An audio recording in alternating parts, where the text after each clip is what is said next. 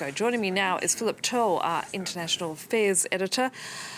Lukashenko is a very troublesome, awkward friend for Vladimir Putin. So why does Russia put up with him, and what does Moscow set to gain from this relationship? I'm going to begin by quoting my colleague, Rob Parsons, who described Alexander Lukashenko as irritatingly independent, but one of Russia's few allies. The reason for that is that Russia doesn't have many allies in the region. A lot of them have turned their back on Russia since the fall of the Soviet Union. Moldova, Georgia, Ukraine, Latvia, Lithuania, they're all pro-Western. And Belarus is practically the last ally that Russia has. And it also has a border with Poland, which is a NATO country. So that means that Russia can use Belarus to mass troops along the border if it wants, to show its strength in the face of the West. And Vladimir Putin knows that he and Alexander Lukashenko, even if they don't see eye to eye on many issues, both have one thing in common. They are nostalgic for the greatness of the former Soviet Union. So that is enough to bring them together, even though I think there is a lot of irritation between the two men. Irritation over what Alexander Lukashenko perceives as being Vladimir Putin's long-term aim, which is to swallow up Belarus and make it part of Russia. And I think Vladimir Putin is frustrated with Alexander Lukashenko because he's unpredictable, because he does things like he did this week and diverts a plane, which is going to seriously throw a spanner in the works when it comes to discussing matters with Joe Biden next month, the American president.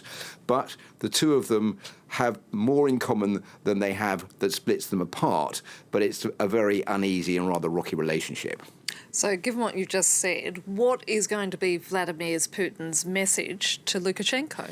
Well, if you look at what's happened, you have these flights that are now banned from travelling over Belarusian airspace, which means as far as Air France, the national carrier, is concerned, it's a slightly longer journey. Now, Russia has said that any flight that doesn't travel over Belarusian airspace will not be allowed to land in Moscow airport. So Air France has already cancelled several flights between Paris and Moscow. That means there's no money going into the coffers in Belarus, and it also means there are no passengers arriving in Moscow. So at the end of the day, it's going to be worse for Moscow, because Moscow is going to undermine its own air carrier, because Aeroflot might be banned from landing in the European Union, for example, in a tit-for-tat move. So it's cutting off its nose to spite its face to support the Belarusian president. So I think that will probably be one of the issues on the agenda, and also the future of what is going to happen to Roman Protasevich, this young blogger who's been arrested. But that is not the reason for this meeting. This meeting was called a long time before the events of this week. I think it's to talk about a future relationship between the two countries, the support that Russia gives to Belarus, the economic support, because Belarus is wholly dependent on economic support from Russia. This has complicated negotiations somewhat ahead of the talks between Joe Biden and the Russian President Vladimir Putin, which are due to take place on the 16th of June. That's next month, because what Vladimir Putin doesn't want is for all of those negotiations to centre on what has been happening in Belarus and not on a much wider agenda on other issues that both concern the two countries. Philipe Turle, thank you so much for that.